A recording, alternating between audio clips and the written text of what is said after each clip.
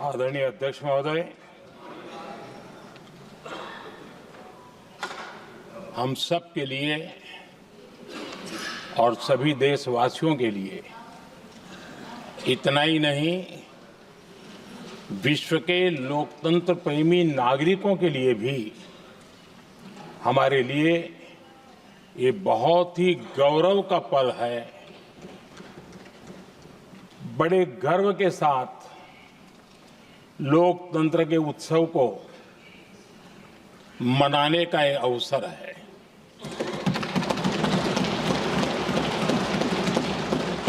संविधान के 75 वर्ष की यात्रा, यादगार यात्रा और विश्व के सबसे महान और विशाल लोकतंत्र की यात्रा, इसके मूल में हमारे संविधान निर्माताओं की दीर्घदृष्टि, हमारे संविधान निर्माताओं का योगदान और जिसको लेकर के आज हम आगे बढ़ रहे हैं, ये 75 वर्ष पूर्ण होने पर एक उत्सव मनाने का पल है। मेरे लिए खुशी की बात है कि संसद भी इस उत्सव में शामिल होकर के अपनी भावनाओं को प्रकट कर रही है।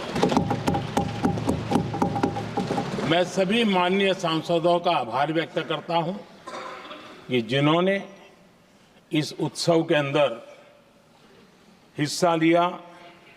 मैं उन सबका अभिनंदन करता हूं। आदरणीय अध्यक्ष जी, 75 वर्ष की उपलब्धि साधारण नहीं है, असाधारण है। और जब देश आजाद हुआ और उस समय भारत के लिए जो जो संभावनाएं व्यक्त की गई थी, उन सभी संभावनाओं को निरस्त करते हुए, परास्त करते हुए भारत का संविधान हमें यहां तक ले आया है। और इसलिए इस महान उपलब्धि के लिए संविधान निर्माताओं के साथ साथ मैं देश के कोटि कोटि नागरिकों का आदरपूर्वक नमन करता हूं, जिन्होंने इस भावना को, इस नई व्यवस्था को जी करके दिखाया है। संविधान निर्माताओं की जो भावनाएं थी, उसको जीने में पिछले 75 साल भारत का नागरिक हर कसौटी पर खरा उतरा है। और इसलिए भारत का नागरिक सर्वाधिक अभिनंदन का अधिकारी है। आदरणीय सभापति जी, संविधान निर्माता इस बात में बहुत सजग थे। वो ये नहीं मानते थे कि भारत का जन्म 1947 में हुआ है। वो ये नहीं मानते थे कि भारत में लोकतंत्र 1950 से आ रहा है।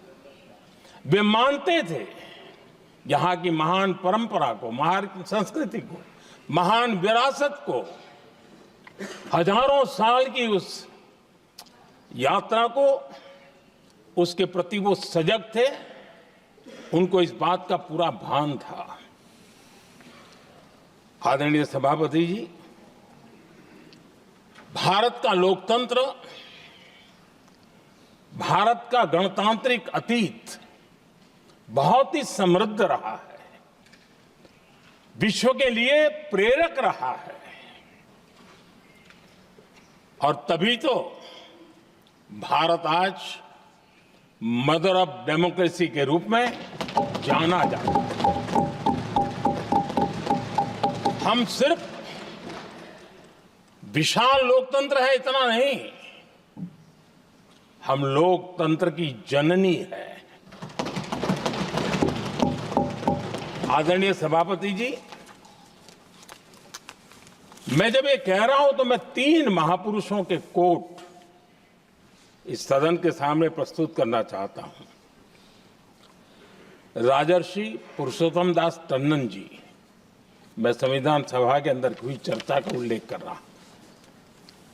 उन्होंने कहा था, सदियों के बाद हमारे देश में एक बार फिर ऐसी बैठक बुलाई गई है, यह हमारे मन में अपने गौरवशाली अतीत की याद दिलाती है, जब हम स्वतंत्र हुआ करते थे, जब सभाएं आयोजित की जाती थी, जिसमें विद्वान लोग देश के महत्वपूर्ण मामलों पर चर्चा करने के लिए मिला करते थे।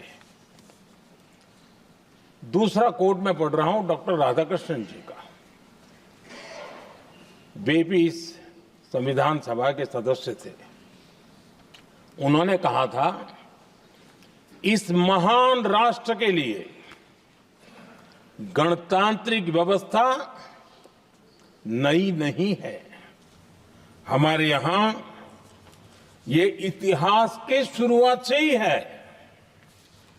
और तीसरा कोट मैं बाबा साहब आम्बेडकर का कह रहा हूं।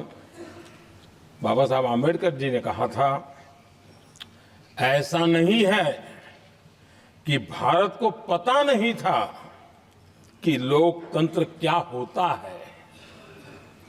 एक समय था जब भारत में कई गणतंत्र हुआ करते थे। आदरणीय सभापति जी, हमारे संविधान के निर्माण की प्रक्रिया में हमारी देश की नारी शक्ति ने संविधान को सशक्त करने में बहुत बड़ी भूमिका निभाई थी।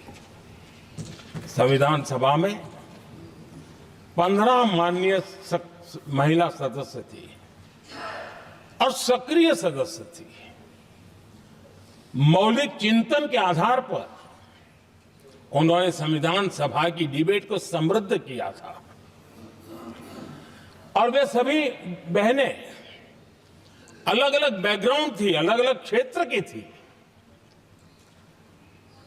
और संविधान में उन्होंने जो जो सुझाव दिए, उन सुझावों का संविधान के निर्माण पर बहुत बड़ा प्रभाव रहा था। और हमारे लिए गर्व की बात है कि दुनिया के कई देश आजाद भी हुए, संविधान भी बने, लोकतंत्र भी चला, लेकिन महिलाओं को अधिकार देने में दशकों बीत गए थे। लेकिन हमारे यहां शुरुआत से ही महिलाओं को वोट का अधिकार संविधान में दिया गया। आदरणीय सभापति जी, जब G20 समिट हुई, उसी भावना को आगे बढ़ाते हुए, क्योंकि संविधान की भावना को लेकर के हम सब जीने वाले लोग हैं, हमने G20 की अध्यक्षता के दरमियान विश्व के सामने विमेन लेड डेवलपमेंट का विचार रखा। और विश्व के अंदर विमेन डेवलपमेंट से अब आगे जाने की जरूरत है। और इसलिए हमने विमेन लेड डेवलपमेंट की चर्चा को अंजाम दिया। इतना ही नहीं, हम सभी सांसदों ने मिलकर के एक स्वर से नारी शक्ति बंधन अधिनियम पारित करके हमारी महिला शक्ति को भारतीय लोकतंत्र में उनकी भागीदारी सुनिश्चित करने के लिए हम लोगों ने कदम उठाए। आदरणीय सभापति जी, आज हम देख रहे हैं हर बड़ी योजना के सेंटर में महिलाएं होती है। और ये जब संविधान के हम 75 वर्ष मना रहे हैं, ये संयोग है और अच्छा संयोग है कि भारत के राष्ट्रपति के पद पर एक आदिवासी महिला ये हमारे संविधान की भावना की एक अभिव्यक्ति भी है।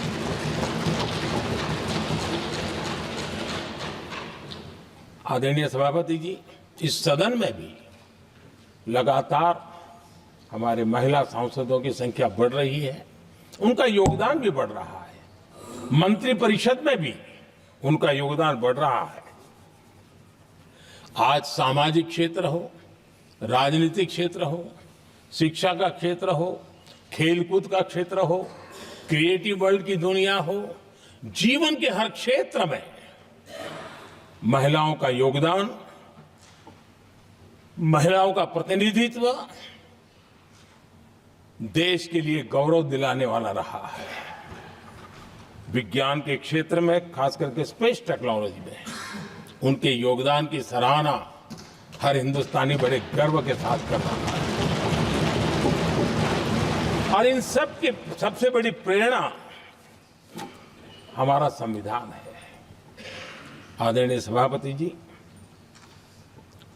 हमारा देश बहुत तेज गति से विकास कर रहा है। भारत बहुत ही जल्द विश्व की तीसरी बड़ी आर्थिक शक्ति बनने की दिशा में बहुत मजबूत कदम रख रहा है। और इतना ही नहीं, ये 140 करोड़ देशवासियों का संकल्प है कि जब हम आजादी की शताब्दी मनाएंगे, हम इस देश को विकसित भारत बना करके रहेंगे। ये हर भारतीय का संकल्प है, ये हर भारतीय का सपना है। लेकिन इस संकल्प से सिद्धि के लिए सबसे बड़ी आवश्यकता है, वो है भारत की एकता। हमारा संविधान भी भारत की एकता का आधार है। हमारे संविधान के निर्माण कार्य में इस देश के बड़े बड़े दिग्गज थे, स्वतंत्रता सेनानी थे, साहित्यकार थे, विवेचक थे, सामाजिक कार्यकर्ता थे, शिक्षाविद थे, कई फील्ड के प्रोफेशनल्स थे, मजदूर नेता थे, किसान नेता थे, समाज के हर वर्ग का प्रतिनिधित्व था और सबके सब भारत की एकता के प्रति बहुत ही संवेदनशील थे। जीवन के भिन्न भिन्न क्षेत्र से आए हुए, देश के अलग अलग भूभाग से आए हुए सभी लोग इस बात के प्रति सजग थे। और बाबा साहब अंबेडकर जी ने चेताया था। मैं बाबा साहब का कोट पढ़ रहा हूं। बाबा साहब अंबेडकर ने कहा था, समस्या ये है कि देश में जो विविधता से भरा जनमानस है, उसे किस तरह एक मत किया जाए, कैसे देश के लोगों को एक दूसरे के साथ होकर निर्णय लेने के लिए प्रेरित किया जाए, जिससे कि देश में एकता की भावना स्थापित हो। आदरणीय सभापति जी, मुझे बड़े दुख के साथ कहना है कि आजादी के बाद एक तरफ संविधान निर्माताओं के दिल दिमाग में एकता थी, लेकिन आजादी के बाद विकृत मानसिकता के कारण या स्वार्थवश अगर सबसे बड़ा प्रहार हुआ तो देश की एकता के मूल भाव पर प्रहार हुआ। विविधता में एकता, ये भारत की विशेषता रही है। हम विविधता को सेलिब्रेट करते हैं और इस देश की प्रगति भी विविधता को सेलिब्रेट करने में है। लेकिन गुलामी की मानसिकता में पले बड़े लोगों ने, भारत का भला न देख पाने वाले लोगों ने, और जिनके लिए हिंदुस्तान 1947 में ही पैदा हुआ, ये जो धारणा बनी थी उनके लिए वो विविधता में विरोधाभास ढूंढते रहे। इतना ही नहीं, विविधता के इस अमूल्य खजाना है हमारा, उसको सेलिब्रेट करने के बजाय उस विविधता में ऐसे जहरीले बीज बोने के प्रयास करते रहे ताकि देश की एकता को चोट पहुंचे। आदरणीय सभापति जी, हमें विविधता का उत्सव हमारे जीवन का अंग बनाना होगा और वही बाबा साहब आंबेडकर को सच्ची श्रद्धांजलि होगी। आदरणीय सभापति जी, मैं संविधान के प्रकाश में ही मेरी बातों को रखना चाहता हूं और इसलिए अगर आप हमारी नीतियों को देखेंगे, पिछले 10 साल देश की जनता ने हमें जो सेवा करने का मौका दिया है, हमारी निर्णयों की प्रक्रिया को देखेंगे तो भारत की एकता को मजबूती देने का निरंतर हम प्रयास करते रहे हैं।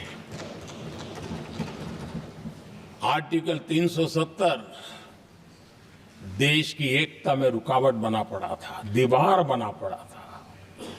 देश की एकता हमारी प्राथमिकता थी, जो कि हमारी संविधान की भावना थी और इसलिए धारा 370 को हमने जमीन पर उतार दिया, क्योंकि देश की एकता हमारी प्राथमिकता है। आदरणीय सभापति जी, इस इतने बड़े विशाल देश में अगर आर्थिक रूप से हमें आगे बढ़ना है, हमारी व्यवस्थाओं को और विश्व को भी निवेश के लिए आना है, तो भारत में अनुकूल व्यवस्थाएं चाहिए और उसी में से हमारे देश में एक लंबे अरसे तक जीएसटी को लेकर के चर्चा चलती रही। मैं समझता हूं इकोनॉमिक यूनिटी के लिए जीएसटी ने बहुत बड़ी भूमिका अदा की है। उस समय पहले की सरकार का भी कुछ योगदान है। वर्तमान समय में हमको इसको आगे बढ़ाने का अवसर मिला और हमने इसको किया और वो भी वन नेशन वन टैक्स उस भूमिका को आगे बढ़ा रहा है। आदरणीय सभापति जी, हमारे देश में राशन कार्ड गरीब के लिए बहुत बड़ी मूल्यवान दस्तावेज रहा है, लेकिन गरीब अगर एक राज्य से दूसरे राज्य जाता था तो गरीब कुछ भी उसके प्राप्त करने का हकदार नहीं बनता था। इतना बड़ा देश पर उसका किसी भी कोने में जाए उसका उतना ही अधिकार है। एकता के उस भाव को मजबूत करने के लिए हमने one nation one ration card की बात को मजबूत किया। आदरणीय सभापति जी, देश के गरीब को, देश के सामान्य नागरिक को अगर मुफ्त में इलाज मिले तो गरीबी से लड़ने की उसकी ताकत अनेक गुना बढ़ जाती है। लेकिन उसके लिए जहां वो काम करता है वहां पर तो मिल जाए, लेकिन किसी काम बस वो बाहर गया है और वहां पर वो जीवन और मृत्यु की लड़ाई लड़ता हो, ऐसे समय अगर उसको सुविधा नहीं मिलेगी तो व्यवस्था किस काम की। और इसलिए देश की एकता के मंत्र को जीने वाले हम लोगों ने ये तय किया कि one nation one health card, और इसलिए हमने आयुष्मान भारत योजना बनाई। आज बिहार के दूर दराज क्षेत्र का व्यक्ति भी अगर पुणे में कुछ काम कर रहा है और अचानक बीमार हो गया तो उसके लिए आयुष्मान कार्ड होना बहुत इनफ है, उसकी सेवा मिल सकती है। आदरणीय सभापति जी, हम जानते हैं देश में कई बार ऐसा हुआ कि देश के एक हिस्से में बिजली थी लेकिन बिजली सप्लाई नहीं हो रही थी और उसके कारण दूसरे इलाके में अंधेरा था। और पिछली सरकार में हमने विश्व के अंदर भारत की बदनामी हेडलाइन से हुआ करती थी अंधेरे की, वो दिन हमने देखे हैं और तब जाकर के एकता के मंत्र को लेकर के संविधान की भावना को जीने वाले हम लोगों ने वन नेशन वन ग्रिड को परिपूर्ण कर दिया और इसलिए आज बिजली के प्रवाह को निर्विरोध रूप से हिंदुस्तान के हर कोने में ले जाया जा सकता है। आदरणीय सभापति जी, हमारे देश में इंफ्रास्ट्रक्चर में भी भेदभाव की बू आती रही है। हमने उसे मिटा करके देश की एकता को ध्यान में रखते हुए, एक संतुलित विकास को ध्यान में रखते हुए हमने उस भेदभाव, उस भावना को खत्म करके एकता को मजबूत किया। हमने नॉर्थ ईस्ट हो या जम्मू कश्मीर हो, हिमालय की गोद के इलाके हो या रेगिस्तान के सटे हुए इलाके हो, हमने पूरी तरह इंफ्रास्ट्रक्चर को एक सामर्थ्य देने का प्रयास किया है ताकि एकता के भाव को अभाव में से कारण कोई दूरी पैदा न हो, उसमें से बदलने का हमने काम किया। आदरणीय सभापति जी, युग बदल चुका है और हम नहीं चाहते हैं कि डिजिटल के क्षेत्र में हैव्स एंड हैव्स नॉट की स्थिति बन जाए। देश के लिए समान रूप से, और इसलिए दुनिया के अंदर बड़े गर्व के साथ हम कहते हैं कि भारत का जो डिजिटल इंडिया की जो सक्सेस स्टोरी है, उसका एक कारण है हमने टेक्नोलॉजी को डेमोक्रेटाइज करने का प्रयास किया है और उसी का भाग है ये हमारे संविधान निर्माताओं ने हमें दिशा दिखाई है कि हमने ऑप्टिकल फाइबर हिंदुस्तान की हर पंचायतों तक ले जाने का प्रयास किया है ताकि भारत की एकता को मजबूती देने में हमें ताकत मिले। आदरणीय सभापति जी, हमारा संविधान की अपेक्षा है एकता की और इसी को ध्यान में रखते हुए हमने मातृभाषा के महात्म्य को स्वीकारा है। मातृभाषा को दबा करके हम देश के जनमानस को संस्कारित नहीं कर सकते और इसलिए हमने न्यू एजुकेशन पॉलिसी में भी मातृभाषा को बहुत बल दिया है और अब मेरे देश का गरीब का बच्चा भी मातृभाषा में डॉक्टर इंजीनियर बन सकता है क्योंकि हमारा संविधान सबसे पीछे है, उनकी सबसे दरकार करने का हमें आदेश देता है। इतना ही नहीं, हमने क्लासिकल लैंग्वेज की दिशा में भी कई लैंग्वेजेस जो जिनका हक बनता था उनको हमने उस स्थान पर रख करके हमने उनका सम्मान किया था। देश भर में एक भारत श्रेष्ठ भारत का अभियान देश के एकता को मजबूत और नई पीढ़ी को वो संस्कारित करने का काम हमारी तरफ से चल रहा है।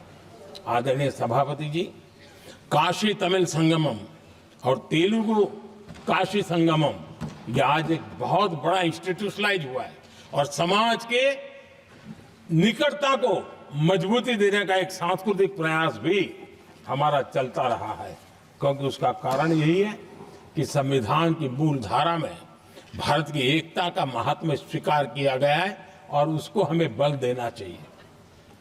आदरणीय सभापति जी, संविधान के आज 75 वर्ष हो रहे हैं लेकिन हमारे यहाँ तो 25 वर्ष का भी महत्व होता है, 50 वर्ष का भी महत्व होता है, 60 साल का भी महत्व होता है। जरा हम इतिहास की तरफ नजर करें कि संविधान यात्रा के इन महत्वपूर्ण पड़ाव का क्या हुआ था। जब देश संविधान के 25 वर्ष पूरे कर रहा था, उसी समय हमारे देश में संविधान को नोच लिया गया, इमरजेंसी आपातकाल लाया गया।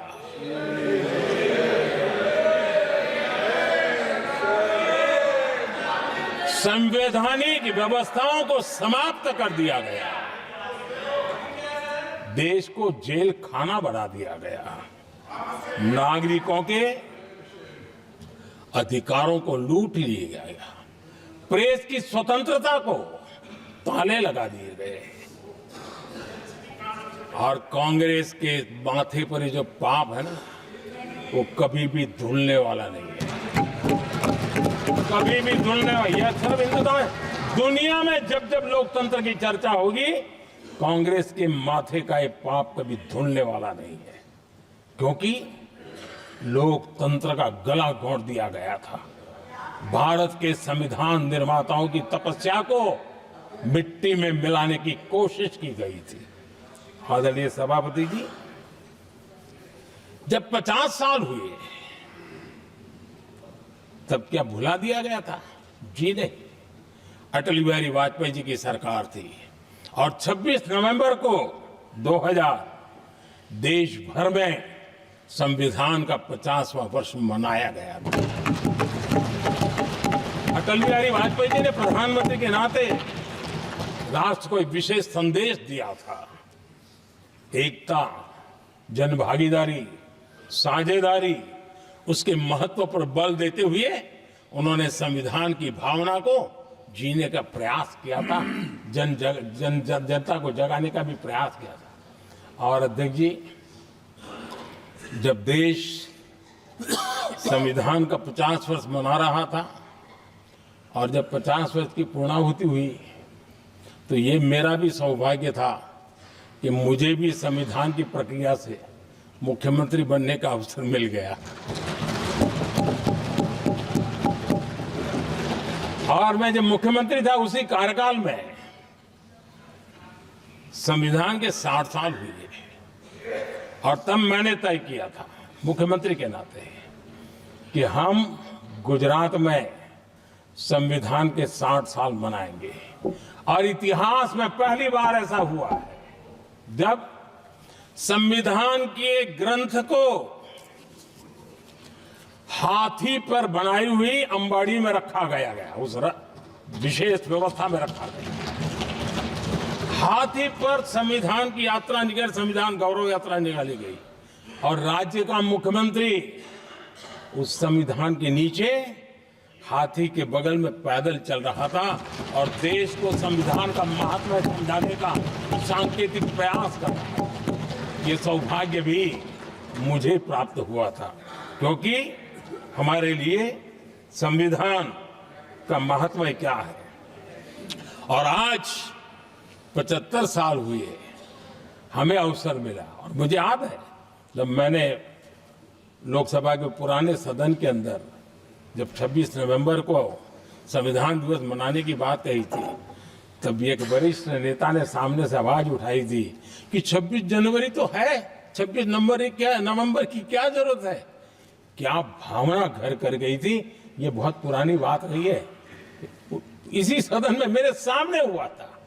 लेकिन आदरणीय सभापति जी, मेरे लिए खुशी की बात है कि इस विशेष सत्र में अच्छा होता संविधान की शक्ति, संविधान की विविधताओं पर चर्चा होती तो नई पीढ़ी को काम आता।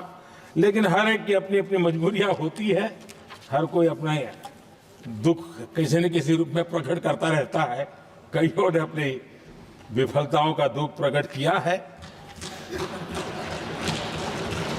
अच्छा होता दलगत की भावनाओं से उठ करके देश हित में संविधान की चर्चा हुई होती तो समृद्धि मिलती अनेक देश की नई पीढ़ी को।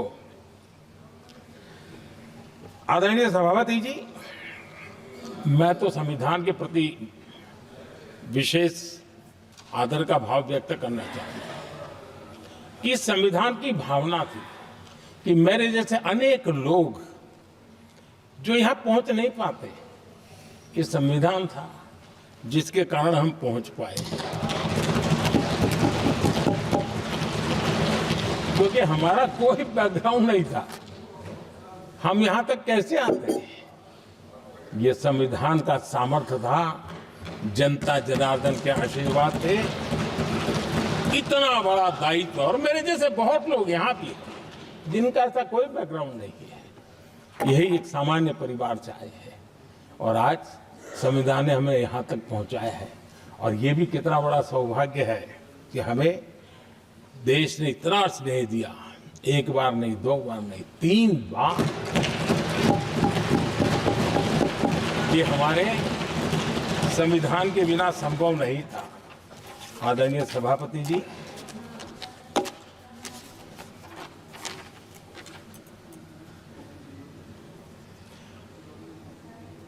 उतार चढ़ाव तो आए, कठिनाइयां भी आई, रुकावटें भी आई, लेकिन मैं फिर एक बार देश की जनता को नमन करता हूं कि देश की जनता पूरी ताकत के साथ संविधान के साथ खड़ी रही।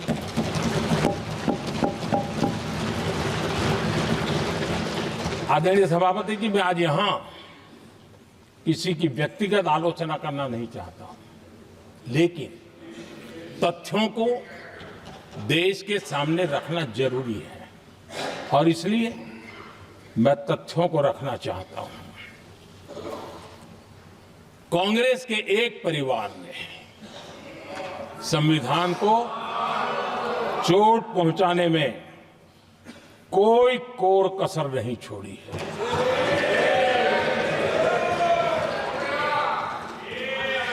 और मैं इसलिए एक परिवार का उल्लेख करता हूं कि 75 साल की हमारी यात्रा में 55 साल एक ही परिवार ने राज किया है। इसलिए देश को क्या क्या हुआ है ये जानने का अधिकार है और इस परिवार के कुविचार, कुरीति, कुनीति, इसकी परंपरा निरंतर चल रही है। हर स्तर पर इस परिवार ने संविधान को चुनौती दी है। आदरणीय सभापति जी, 1947 टू 1952 इस देश में इलेक्टेड गवर्नमेंट नहीं थी। एक अस्थाई व्यवस्था थी, एक सिलेक्टेड सरकार थी और चुनाव नहीं हुए थे। और जब तक चुनाव न हो तब तक एक इंटरिम व्यवस्था के रूप में कोई खाका खड़ा करना चाहिए, किया गया था। 1952 के पहले राज्यसभा का भी गठन नहीं हुआ था, राज्यों में भी कोई चुनाव नहीं थे, जनता का कोई आदेश नहीं था। उसके बावजूद भी और अभी तो संविधान निर्माताओं ने इतना मंथन करके संविधान बनाया था। 1951 में जबकि चुनी हुई सरकार नहीं थी, उन्होंने ऑर्डिनेंस करके संविधान को बदला और किया क्या? अभिव्यक्ति की आजादी पर हमला कर दिया गया।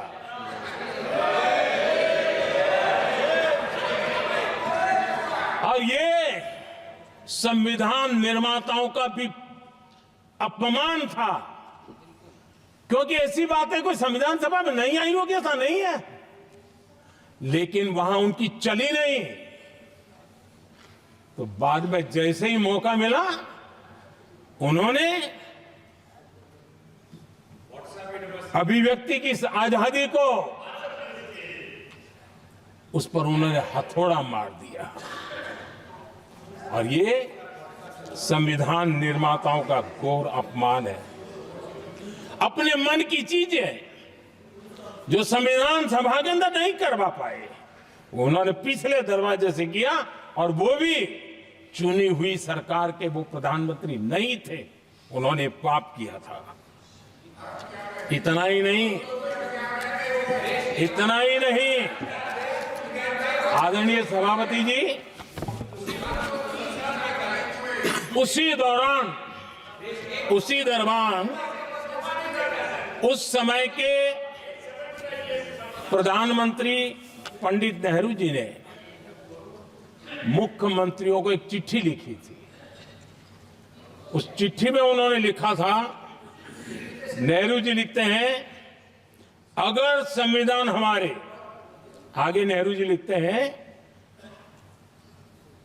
अगर संविधान हमारे रास्ते के बीच में आ जाए, ये नेहरू जी लिख रहे हैं, अगर संविधान हमारे रास्ते के बीच में आ जाए, आगे नेहरू जी कह रहे हैं, तो हर हाल में संविधान में परिवर्तन करना चाहिए। ये नेहरू जी ने मुख्यमंत्रियों को चिट्ठी लिखी।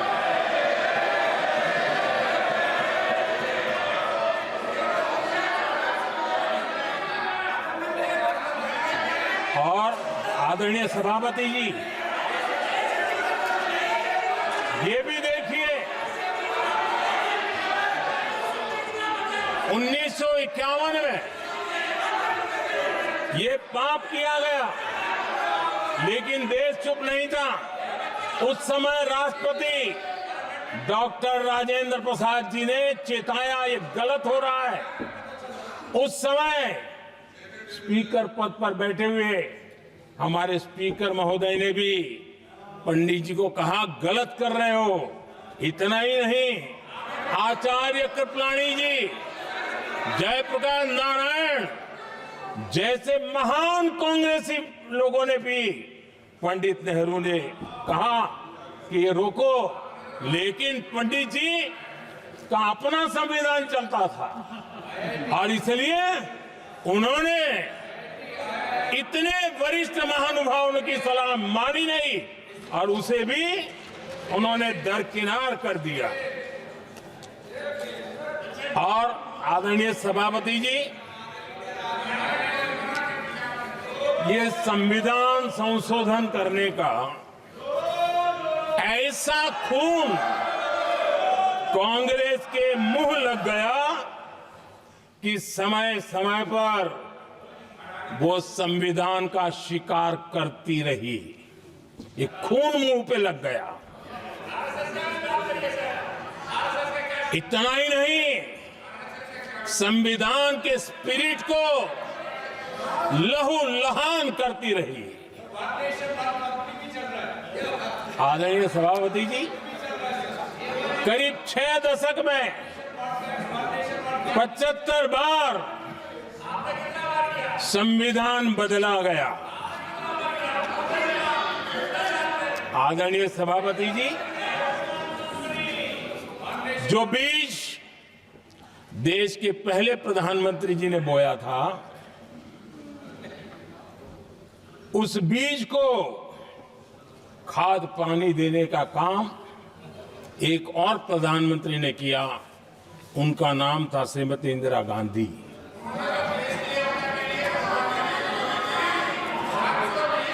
जो पाप पहले प्रधानमंत्री करके गए और जो खून लग गया था 1971 में, सुप्रीम कोर्ट का एक फैसला आया था। उस सुप्रीम कोर्ट के फैसले को संविधान बदल करके पलट दिया गया और 71 में यह संविधान संशोधन किया गया था। और क्या था, उन्होंने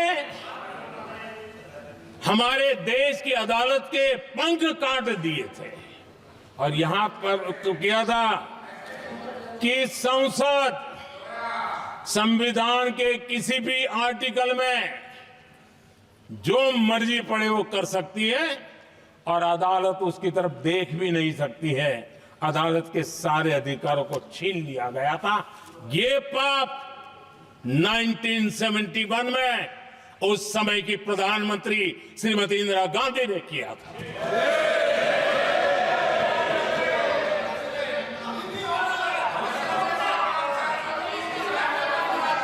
और इस परिवर्तन ने इंदिरा जी की सरकार को मौलिक अधिकारों को छीनने का और न्यायपालिका पर नियंत्रण करने का अधिकार दिया, सक्षम बना दिया था।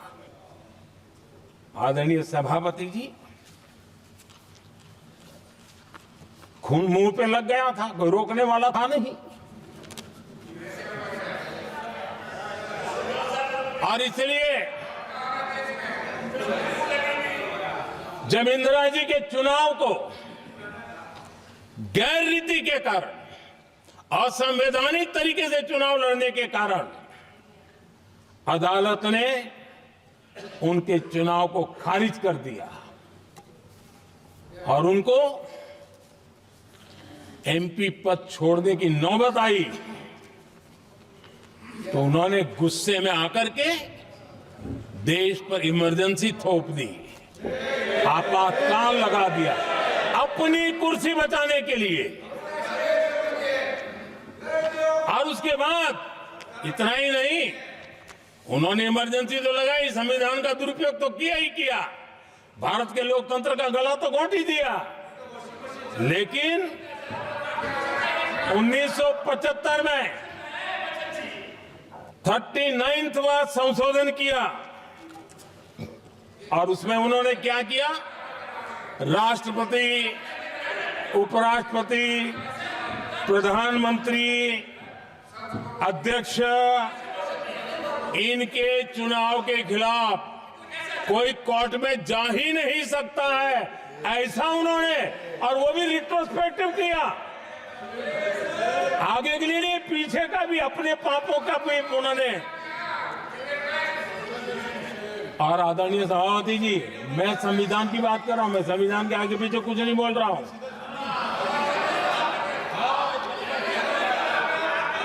आदरणीय सभापति जी,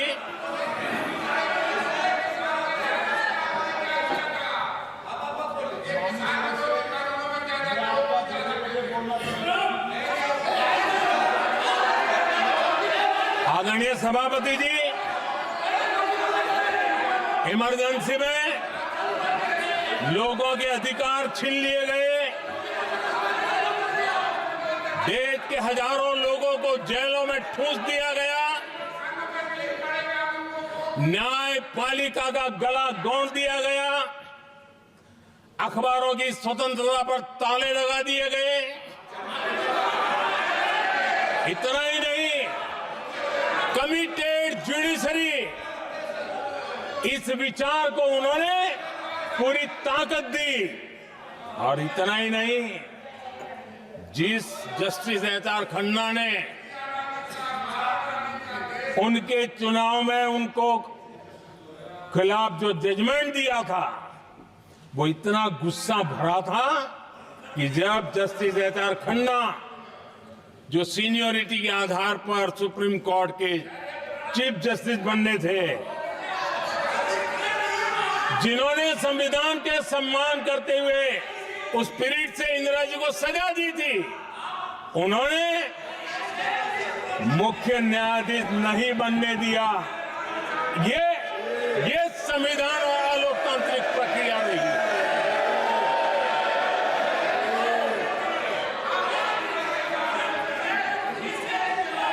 आदरणीय सभापति जी, यहां भी ऐसे कई दल बैठे हैं जिनके मुखिया भी सारे जेल में हुआ करते थे। ये इनकी मजबूरी है कि वहां जाके बैठे हैं, उनको भी जेलों में ठूस दिया गया था। आदरणीय सभापति जी, देश पर जुल्म तांडव चल रहा था, निर्दोष लोगों को जेलों में ठूस दिया जाता था, लाठियां बरताई जाती थी, कई लोग जेलों में मौत के शरण हो गए थे, और एक निर्दयी सरकार संविधान को चूर चूर करती रही थी। आदरणीय सभापति जी, ये परंपरा यहां नहीं रुकी। जो परंपरा नेहरू जी ने शुरू की थी, जिसको दूसरे प्रधानमंत्री जी इंदिरा जी ने आगे बढ़ाया, क्योंकि खून मुंह पे लग गया था, और इसलिए राजीव गांधी जी प्रधानमंत्री बने। उन्होंने संविधान को एक और गंभीर झटका दे दिया। सबको समानता, सबको समानता, सबको न्याय, उस भावना को चोट पहुंचाई। आदरणीय सभापति जी, आपको मालूम है, सुप्रीम कोर्ट ने शाहबानो का जजमेंट दिया था। एक भारत की महिला को न्याय देने का काम संविधान की मर्यादा और स्पिरिट के आधार पर देश की सुप्रीम कोर्ट ने दिया था। एक वृद्ध महिला को उसका हक मिला था सुप्रीम कोर्ट से, लेकिन उस समय के प्रधानमंत्री राजीव गांधी ने शाह बानो की उस भावना को, सुप्रीम कोर्ट की उस भावना को नकार दिया और उन्होंने वोट बैंक की राजनीति के खातिर संविधान की भावना को बलि चढ़ा दिया और कट्टरपंथियों के सामने सर झुकाने का काम कर दिया। उन्होंने न्याय के लिए तड़प रही एक वृद्ध महिला को साथ देने के बजाय उन्होंने कट्टरपंथियों का साथ दिया। संसद में कानून बना करके सुप्रीम कोर्ट के निर्णय को फिर एक बार पलट दिया गया। आदरणीय सभापति जी, बात वहां से नहीं अटकी है। नेहरू जी ने शुरू किया, इंदिरा जी ने आगे बढ़ाया और राजीव जी ने भी उसको ताकत दी, खाद पानी देने का काम किया। क्यों? संविधान के साथ खिलवाड़ करने का लहू उनके मुंह लग गया। आदरणीय सभापति जी, अगली पीढ़ी भी इसी खिलवाड़ में जुड़ी पड़ी है। एक किताब को मैं कोट कर रहा हूं, उस किताब में जो लिखा गया है और उसमें प्रधानमंत्री उस समय के मेरे पहले जो प्रधानमंत्री थे उनको कोट किया है। उन्होंने कहा है, मुझे यह स्वीकार करना होगा कि पार्टी अध्यक्ष सत्ता का केंद्र है। ये मनमोहन सिंह जी ने कहा है, जो एक किताब में लिखा गया है। मुझे यह स्वीकार करना होगा कि पार्टी अध्यक्ष सत्ता का केंद्र है। सरकार पार्टी के प्रति जवाबदेह है। इतिहास में पहली बार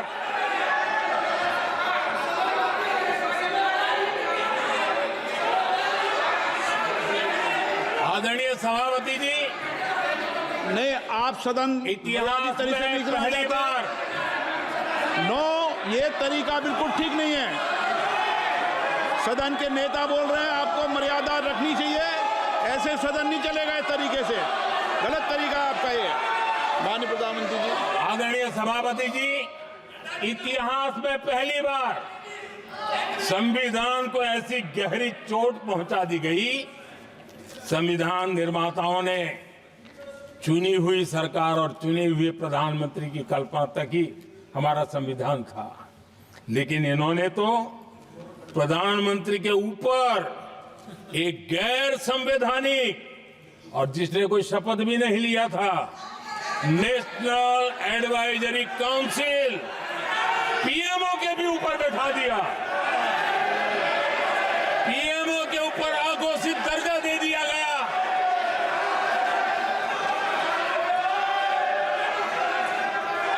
आदरणीय सभापति जी, इतना ही नहीं, और एक पीढ़ी आगे चले और उस पीढ़ी ने क्या किया? भारत के संविधान के तहत देश की जनता जनार्दन सरकार चुनती है और वो सरकार का मुखिया कैबिनेट बनाता है। ये संविधान के तहत है। इस कैबिनेट ने जो निर्णय किया, संविधान का अपमान करने वाले अहंकार से भरे लोगों ने पत्रकारों के सामने कैबिनेट के निर्णय को फाड़ दिया। संविधान को हर मौके पर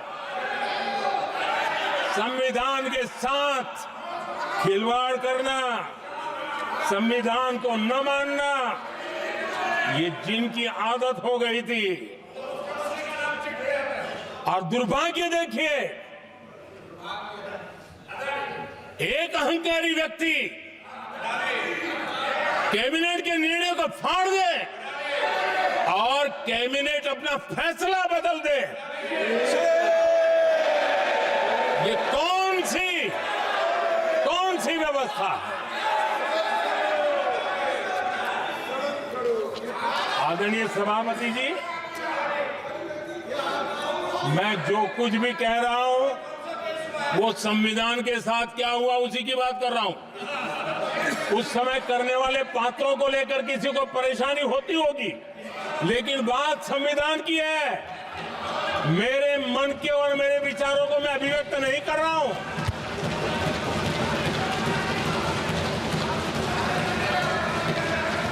आदरणीय सभापति जी, कांग्रेस ने निरंतर संविधान की अवमानना की, संविधान के महत्व को कम किया। कांग्रेस इसके अनेक उदाहरणों से भरा पड़ा हुआ है। संविधान के साथ धोखेबाजी कैसे करते थे, संवैधानिक संस्थाओं को कैसे नहीं मानते थे, इस देश में बहुत कम लोगों को मालूम होगा। 370 की तो पता है सबको, 35A का पता बहुत कम है। संसद में आए बिना, जबकि संसद में आना पड़ता, संसद को ही अस्वीकार कर दिया गया। भारत के संविधान का अगर कोई पहला पुत्र है तो ये संसद है, उसको भी उन्होंने गला घोटने का काम किया। 35A जो संसद में लाए बिना उन्होंने देश पर थोप दिया, और अगर 35A न होता तो जम्मू कश्मीर में जो हालत पैदा हुई वो हालत पैदा न हुई होती। राष्ट्रपति के आदेश पर यह काम किया गया और देश की संसद को अंधेरे में रखा गया। आदरणीय सभापति, ये संसद का अधिकार था, कोई अपनी मनमानी से नहीं कर सकता था, लेकिन और उनके पास बहुमत था, कर सकते थे, लेकिन वो नहीं किया क्योंकि पेट में पाप था, देश की जनता से छुपाना चाहते थे। आदरणीय सभापति जी, इतना ही नहीं, बाबा साहब आंबेडकर जिनके प्रति आज सम्मान का भाव सब कोई अनुभव कर रहा है, और हम लोगों के लिए तो बहुत विशेष है, क्योंकि हम लोगों के लिए तो जीवन में बहुत बड़ी जो कुछ भी रास्ते मिले ना वहीं से मिले हैं। आदरणीय सभापति जी, बाबा साहब आंबेडकर, इनके प्रति भी इनके मन में कितनी कटुता भरी थी, कितना द्वेष भरा था, मैं आज उसके डिटेल में जाना नहीं चाहता हूं। लेकिन जब अटल जी की सरकार थी तब बाबा साहब आंबेडकर, उनका जो महापरिनिर्वाण भूमि है, वहां पर अलीपुर रोड पर अटल जी की सरकार में बाबा साहब आंबेडकर जी के स्मृति में एक स्मारक बनाना तय हुआ। अटल जी के समय ये नहीं हुआ। दुर्भाग्य देखिए, 10 वर्ष यूपीए की सरकार रही, उसने इस काम को नहीं किया, न होने दिया। बाबा साहब आंबेडकर का जब हमारी सरकार आई, बाबा साहब आंबेडकर के प्रति हमारा श्रद्धा होने के कारण हमने अलीपुर रोड पर बाबा साहब मेमोरियल बनाया और उसका काम किया। आदरणीय सभापति जी, दिल्ली में जब बाबा साहब आंबेडकर के 1992 में, उस समय चंद्रशेखर जी कुछ समय थे, तब एक निर्णय किया गया था, आंबेडकर इंटरनेशनल सेंटर यही जनपद के पास 40 साल तक वो कागज पे ही पड़ा रहा, नहीं किया गया। और तब जाकर के 2015 में हमारी सरकार आई और हमने आकर के इस काम को पूरा किया। बाबा साहब को भारत रत्न देने का काम भी जब कांग्रेस सत्ता से बाहर गई तब संभव हुआ। इतना ही नहीं, आदरणीय सभापति जी, बाबा साहब आम्बेडकर के 125 साल तो हमने पूरी दुनिया में बनाए थे, विश्व के 120 देशों में बनाने का काम किया था। लेकिन जब बाबा साहब आम्बेडकर की शताब्दी थी, तब अकेली बीजेपी की सरकार थी मध्य प्रदेश में। सुंदरलाल जी पटवा हमारे मुख्यमंत्री जी थे, और महू में जहां बाबा साहब आम्बेडकर जी का जन्म हुआ था, उसको एक स्मारक के रूप में पुनर्निर्माण करने का काम सुंदरलाल पटवाई जी जब मुख्यमंत्री थे तब मध्य प्रदेश में हुआ था। शताब्दी के समय भी उनके साथ यही किया गया था। आदरणीय सभापति जी,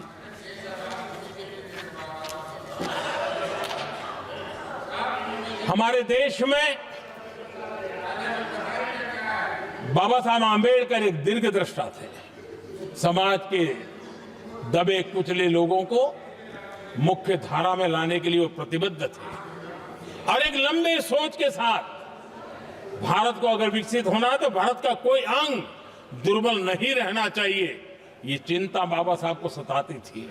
और तब जाकर के हमारे देश में आरक्षण की व्यवस्था बनी। लेकिन वोट बैंक की राजनीति में छुपे हुए लोगों ने, डूबे हुए लोगों ने धर्म के आधार पर, तुष्टीकरण के नाम पर आरक्षण के अंदर कुछ न कुछ नुक्सेदनी करने का प्रयास किया, और इसका सबसे बड़ा नुकसान एससी, एसटी और ओबीसी समाज को हुआ है। आदरणीय सभापति जी, आरक्षण की कथा बहुत लंबी है। नेहरू जी से लेकर के राजीव गांधी तक कांग्रेस के प्रधानमंत्रियों ने आरक्षण का घोर विरोध किया है। हिस्ट्री कह रही है, आरक्षण के विरोध में लंबी लंबी चिट्ठियां स्वयं नेहरू जी ने लिखी है, मुख्यमंत्रियों को लिखी है। इतना ही नहीं, सदन में आरक्षण के खिलाफ लंबे लंबे भाषण इन लोगों ने किए हैं। बाबा साहब आम्बेडकर समता के लिए और भारत में संतुलित विकास के लिए आरक्षण की लेकर के आए, उन्होंने उसके खिलाफ भी झंडा ऊंचा किया हुआ था। दशकों तक मंडल कमीशन के रिपोर्ट को डिब्बे में डाल दिया था। जब कांग्रेस को देश ने हटाया, जब कांग्रेस गई, तब जाकर के ओबीसी को आरक्षण मिला, तब तक ओबीसी को आरक्षण नहीं मिला। ये कांग्रेस का पाप है। अगर उस समय मिला होता तो आज देश के अनेक पदों पर ओबीसी समाज के लोग भी देश की सेवा करते, लेकिन नहीं करने दिया, नहीं होने दिया। ये पाप इन्होंने किया था। आदरणीय सभापति जी, जब हमारे यहां संविधान का निर्माण चल रहा था, तब संविधान निर्माताओं ने धर्म के आधार पर आरक्षण होना चाहिए कि नहीं होना चाहिए, इस विषय पर घंटों तक, दिनों तक गहन चर्चा की है, विचार विमर्श किया है, और सबका मत बना है कि भारत जैसे देश की एकता और अखंडता के लिए धर्म के, संप्रदाय के आधार पर आरक्षण नहीं हो सकता है। सुविचारित मत था, ऐसा नहीं कि भूल गए थे, रह गया था। सोच विचार कर तय किया गया था कि भारत की एकता और अखंडता के लिए संप्रदाय और धर्म के आधार पर यह नहीं होगा। लेकिन कांग्रेस ने सत्ता सुख के लिए, सत्ता भूख के लिए, अपनी वोट बैंक को खुश करने के लिए धर्म के आधार पर आरक्षण का नया खेल खेला है, जो संविधान की भावना के खिलाफ है। इतना ही नहीं, दे भी दिया कुछ जगह पे, और सुप्रीम कोर्ट से झटके लग रहे हैं। और इसलिए अब दूसरे बहाने से बहाने बता रहे हैं, ये करेंगे वो करेंगे, मन में साफ है, धर्म के आधार पर आरक्षण देना चाहते हैं, इसलिए खेल खेले जा रहे हैं। संविधान निर्माताओं के भावनाओं पर गहरी चोट करने का ये निर्लज्ज प्रयास है। आदरणीय सभापति जी, आदरणीय सभापति जी,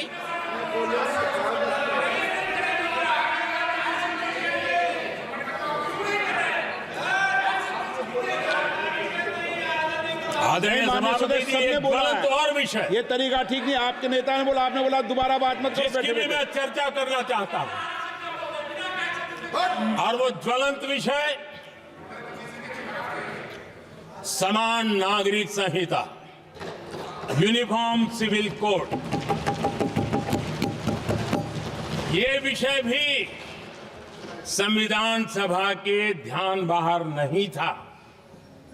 संविधान सभा ने यूनिफॉर्म सिविल कोड को लेकर के लंबी चर्चा की, गहन चर्चा की, और उन्होंने बहस के बाद निर्णय किया कि अच्छा होगा कि जो भी सरकार चुन करके आए वो उसका निर्णय करे और देश में यूनिफॉर्म सिविल कोड लागू करे। ये संविधान सभा का आदेश था। और बाबा साहब आंबेडकर ने कहा था, जो लोग संविधान को समझते नहीं है, देश को समझते नहीं है, सत्ता भूख सेवा कुछ पड़ा नहीं है, उनको पता नहीं है बाबा साहब ने क्या कहा था। बाबा साहब ने कहा था, धार्मिक आधार पर बने, ये मैं बाबा साहब की बात कर रहा हूं, इतना वीडियो कट करके घुमाना मत। आदरणीय सभापति जी, बाबा साहब ने कहा था, धार्मिक आधार पर बने पर्सनल लॉ को खत्म करने की बाबा साहब ने जोरदार वकालत की थी। उस समय के सदस्य के.एम. मुंशी जी ने कहा था, समान नागरिक संहिता को राष्ट्र की एकता और आधुनिकता के लिए अनिवार्य बताया था। कमा मुंशी जी ने। सुप्रीम कोर्ट ने भी कई बार कहा है कि देश में यूनिफॉर्म सिविल कोड जल्द से जल्द लाना चाहिए। सरकारों को आदेश दिए हैं सुप्रीम कोर्ट ने, और उसी संविधान की भावना को ध्यान में रखते हुए, संविधान निर्माताओं की भावनाओं को ध्यान में रखते हुए, हम पूरी ताकत से लगे हुए हैं सेक्युलर सिविल कोड के लिए। और आज कांग्रेस के लोग संविधान निर्माताओं की भावना का भी, सुप्रीम कोर्ट की भावना का भी अनादर कर रहे हैं, क्योंकि उनकी राजनीति को सूट नहीं करता है। उनके लिए संविधान वो पवित्र ग्रंथ नहीं है, उनके लिए एक हथियार है राजनीति का। खेल खेलने का हथियार बना दिया। लोगों को डराने के लिए संविधान को हथियार बनाया जाता है। आदरणीय सभापति जी, और ये कांग्रेस पार्टी, उनको तो संविधान शब्द भी उनके मुंह में शोभा नहीं देता है। इसलिए जो अपनी पार्टी के संविधान को नहीं मानते हैं, जिन्होंने अपनी पार्टी के संविधान को कभी स्वीकार नहीं किया है, क्योंकि संविधान को स्वीकार करने के लिए एक लोकतांत्रिक स्पिरिट लगता है, जो जिनकी रगों में नहीं है। सत्तावाद और परिवारवाद भरा पड़ा है। अब आप देखिए जो कैसी शुरुआती कितनी गड़बड़ हुई है। मैं कांग्रेस की बात कर रहा हूं। 12 कांग्रेस की प्रदेश की कमेटियों ने, 12 प्रदेश कमेटियों ने सरदार पटेल के नाम पर सहमति दी थी। नेहरू जी के साथ एक भी कमेटी नहीं थी, नॉट अ सिंगल। संविधान के तहत सरदार साहब ही देश के प्रधानमंत्री बनते हैं, लेकिन लोकतंत्र में श्रद्धा नहीं, खुद के संविधान पर विश्वास नहीं, खुद के ही संविधान को स्वीकारना नहीं और सरदार साहब देश के प्रधानमंत्री नहीं बन सके और ये बैठ गए। जो लोग अपनी पार्टी के संविधान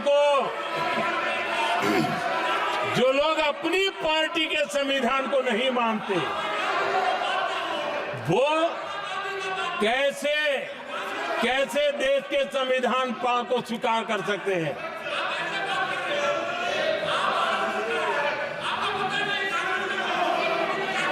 आदरणीय सभापति जी, जो लोग संविधान में लोगों के नाम ढूंढते रहते हैं, मैं जरा बताना चाहता हूं, कांग्रेस पार्टी के एक अध्यक्ष हुआ करते थे और वो अति पिछड़े समाज से आते थे। अति पिछड़े भी नहीं, अति पिछड़े समाज से आते हुए उनके अध्यक्ष श्रीमान सीताराम केसरी जी, कैसा अपमान किया गया। कहते हैं बाथरूम में बंद कर दिया गया, उठा करके फुटपाथ पर फेंक दिया गया। अपनी पार्टी के संविधान में ऐसा कभी नहीं लिखा गया, लेकिन अपनी पार्टी के संविधान को न मानना, लोकतंत्र की प्रक्रिया को न मानना और पूरी कांग्रेस पार्टी पर एक परिवार ने कब्जा कर लिया, लोकतंत्र को नकार दिया। आदरणीय सभापति जी,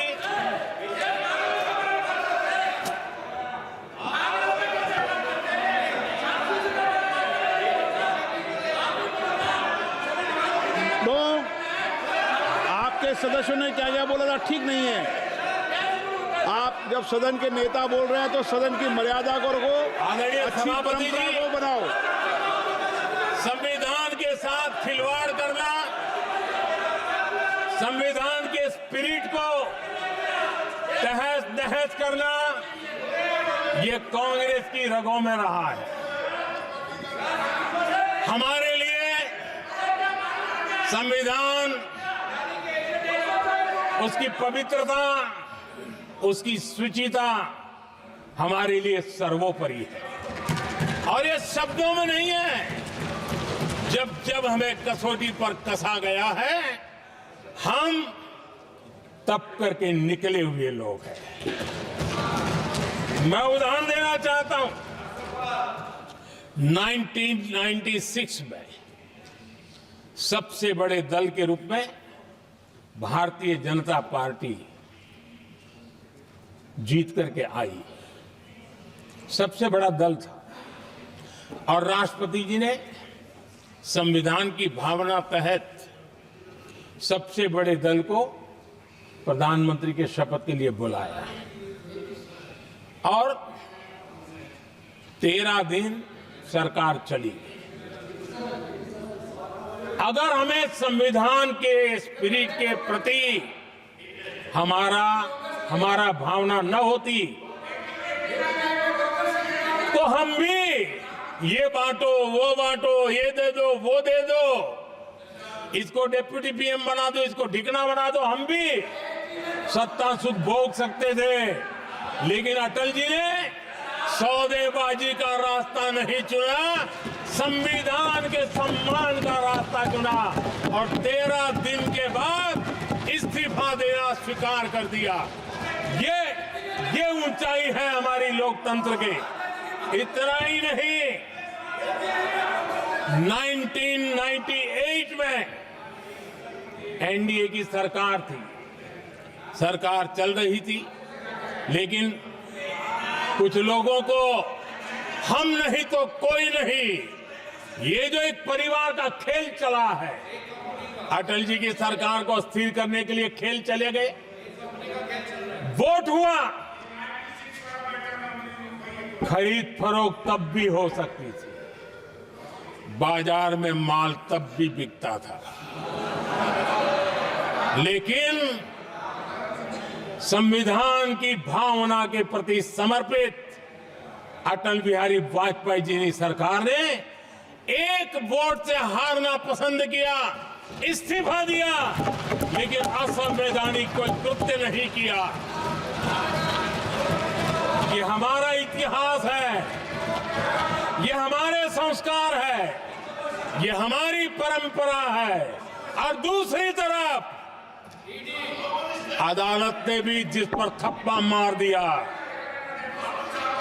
कैश फॉर वोट का कांड, एक लघुमती सरकार को बचाने के लिए संसद में नोटों के ढेर साक्ष्य के रूप में रखे गए, असंवैधानिक तरीका।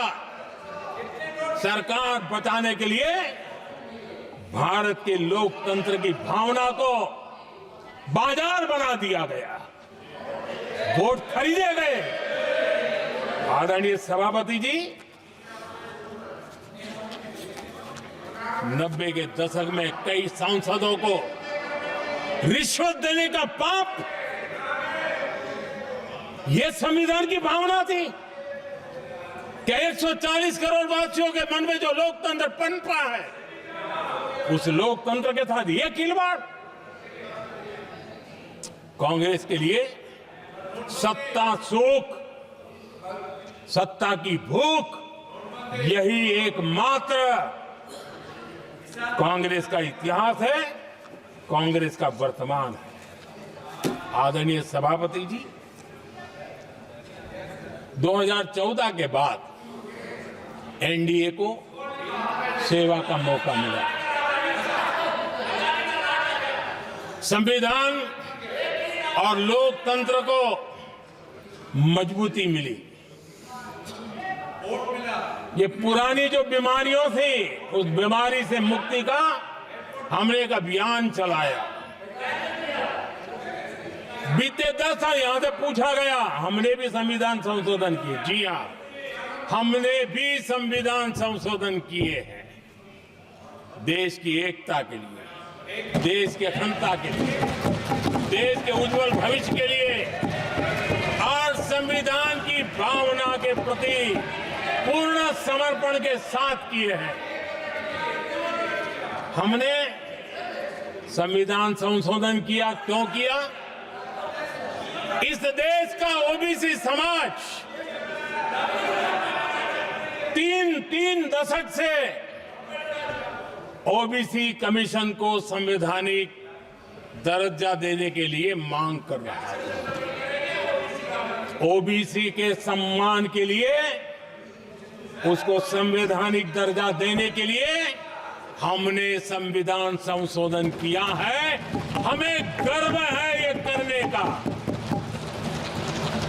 समाज के दबे कुचले लोगों को उनके साथ खड़े होना, ये हम अपना कर्तव्य मानते हैं, इसलिए संविधान संशोधन किया। आदरणीय सभापति जी, इस देश में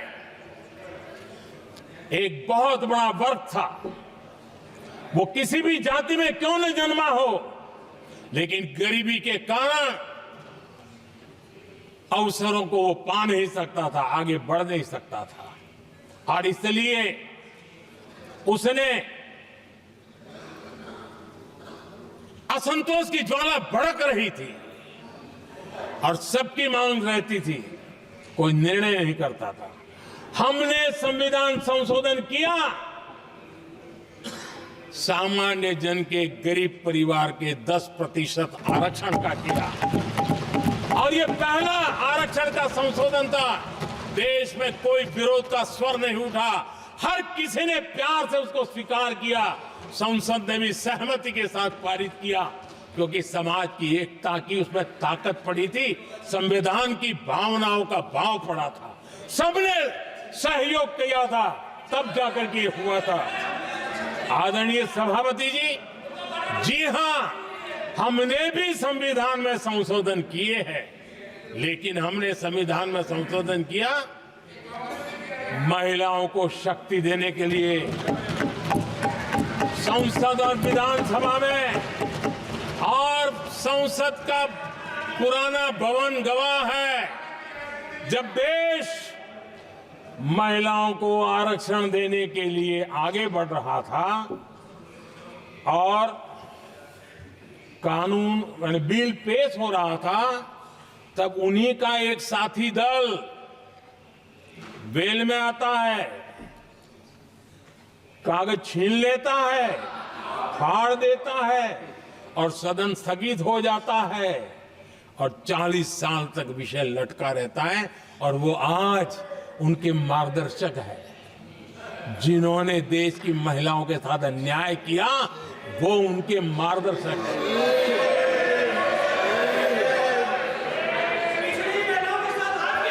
आदरणीय सभापति जी, हमने संविधान संशोधन किया, हमने देश की एकता के लिए किया। बाबा साहब आंबेडकर का संविधान 370 की दीवार के कारण जम्मू कश्मीर की तरफ देख भी नहीं सकता था। हम चाहते थे बाबा साहब आंबेडकर का संविधान हिंदुस्तान के हर हिस्से में लगना चाहिए और इसलिए बाबा साहब को श्रद्धांजलि भी देनी थी, देश की एकता को मजबूत करना था। हमने संविधान संशोधन किया, डंके की चोट पर किया और 370 को हटाया और भारत की सुप्रीम कोर्ट ने भी अब तो उसको मोहर लगा दी है। आदरणीय सभापति जी, हमने 370 का हटाने के लिए संशोधन किया। हमने ऐसे कानून भी बनाए। जब देश का विभाजन हुआ,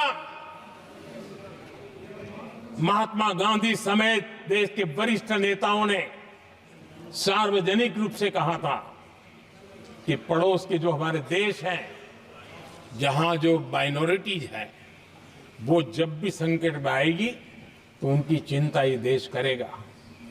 गांधी जी ने का वचन था, जो उनके नाम पर सत्ता पर चढ़ जाते थे उन्होंने तो पूरा नहीं किया।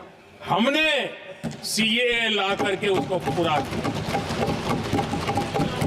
वो कानून हमने लाया, हमने किया है और गर्व के साथ आज भी हम उसको ओन कर रहे हैं, मुंह नहीं छुपाते हैं, क्योंकि देश के संविधान की भावना के साथ मजबूती के साथ खड़े रहने का हमने काम किया।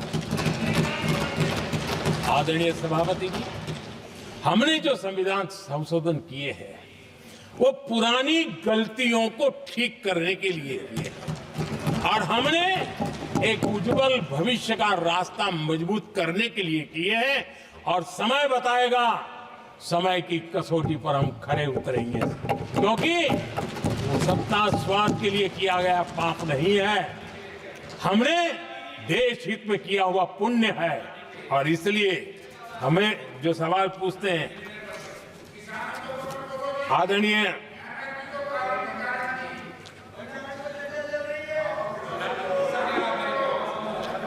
सभापति जी, यहां संविधान पर अनेक भाषण हुए, अनेक विषय उठाए गए। हर एक की अपनी मजबूरियां होगी, राजनीतिक कुछ न कुछ करने के लिए कुछ करते होंगे, लेकिन आदरणीय सभापति जी, हमारा संविधान सबसे ज्यादा जिस बात को लेकर के संवेदनशील रहा है वो है भारत के लोग, वी द पीपल, भारत के नागरिक। संविधान उनके लिए है, उनके हितों के लिए है, उनके कल्याण के लिए है, उनकी गरिमा के लिए है और इसलिए संविधान भारत के कल्याणकारी राज्य के लिए हमें दिशा निर्देश देता है और कल्याणकारी राज्य का मतलब है जहां नागरिकों को भी गरिमा प्राप्त हो, उनको गरिमामय जीवन की गारंटी मिलनी चाहिए।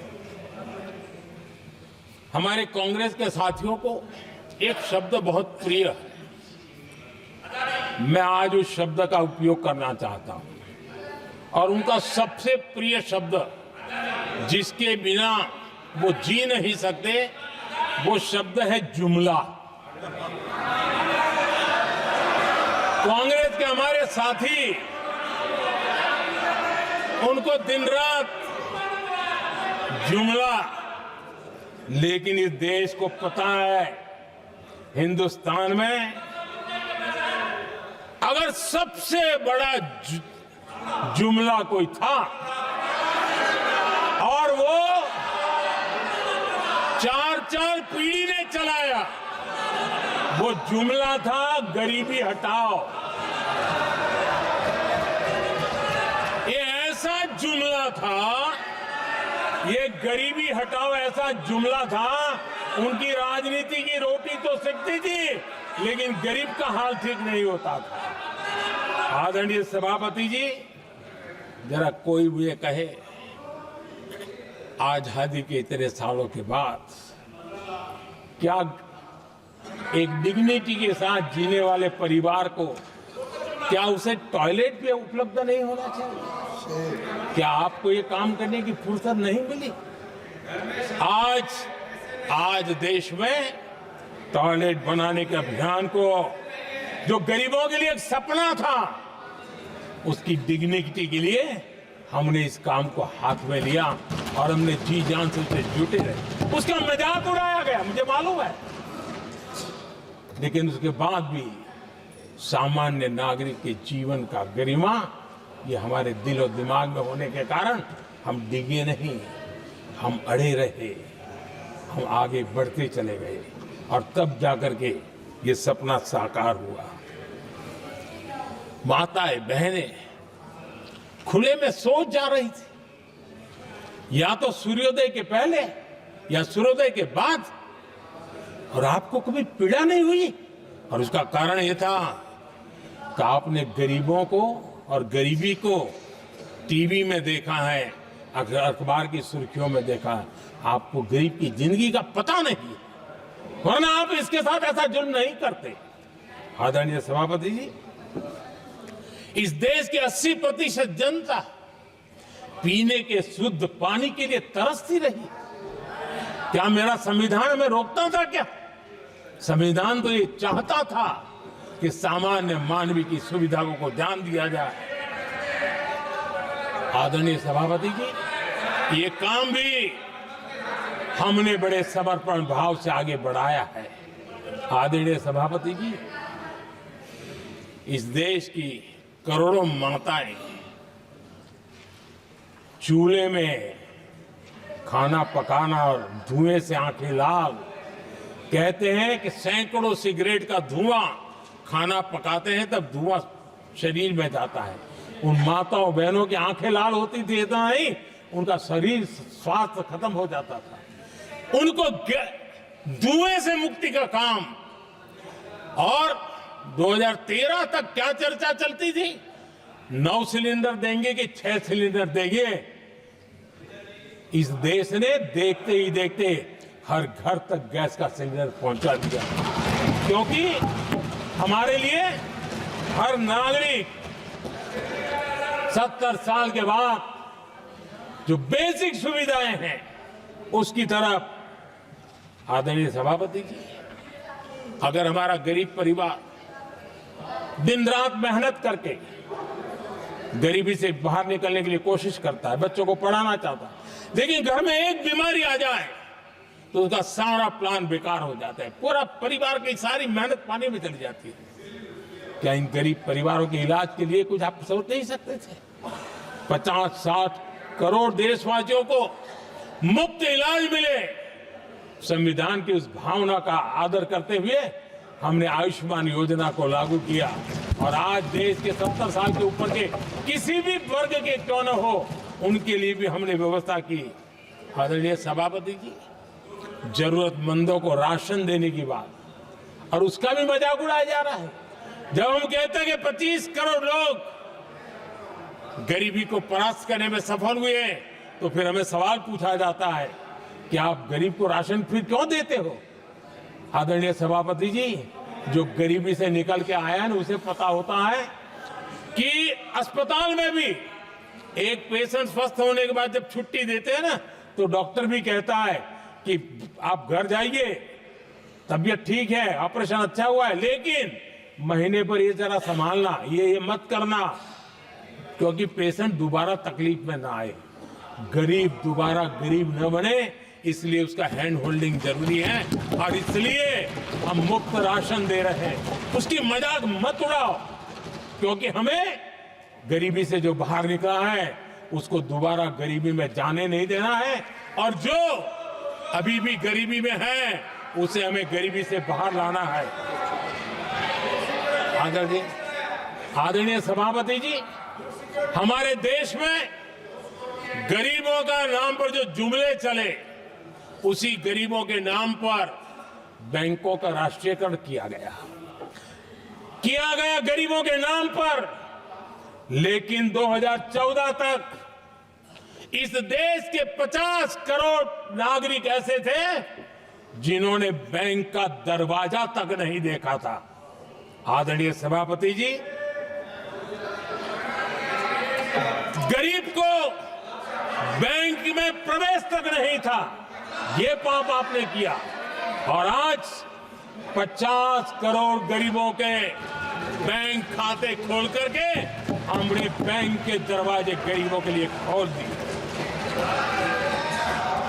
इतना ही नहीं, ये एक प्रधानमंत्री कहते थे कि दिल्ली से 1 रुपया निकलता है तो 15 पैसा पहुंचता है, लेकिन उपाय उनको आता नहीं था। उपाय हमने दिखाया। आज दिल्ली से 1 रुपया निकलता है, 100 के 100 पैसे गरीब के खाते में जमा होते हैं। क्यों? हमने बैंक का सही इस्तेमाल क्या करना, बैंक का सही उपयोग क्या करना। माननीय सदस्य मोबाइल नहीं देखें। आदरणीय सभापति जी, बिना गारंटी के ऋण देश के अंदर जिन लोगों को बैंक के दरवाजे तक जाने की इजाजत नहीं थी, आज स्थापित सरकार का संविधान के प्रति जो समर्पण है ना, आज बिना गारंटी वो बैंक से लोन ले सकता है। ये ताकत हमने गरीब को दी है। आदरणीय सभापति जी, गरीबी हटाओ का जुमला इसी के कारण जुमला बनकर के रह गया। गरीब को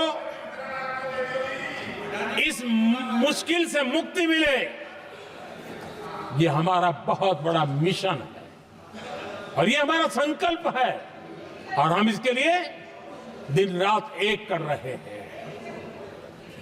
जिनको कोई नहीं पूछता, इनको मोदी पूजता है। आदरणीय सभापति जी, दिव्यांगजन हर दिन संघर्ष करता हमारा दिव्यांगजन। अब जाकर के हमारे दिव्यांग को फ्रेंडली इंफ्रास्ट्रक्चर मिले, उसकी व्हीलचेयर आगे तक जाए, ट्रेन के डिब्बे तक जाए। ये व्यवस्था दिव्यांगजन के लिए करने का हमारे दिल में तब आया क्योंकि समाज के दबले कुचले वंचित लोगों की चिंता करना हमारे मन में था, तब हुआ। आदरणीय सभापति जी, आप मुझे बताइए, एक तो भाषा के नाम पर झगड़ा करना तो सिखा दिया आपने, लेकिन मेरे दिव्यांगजनों के साथ कितना अन्याय किया। जो हमारे यहां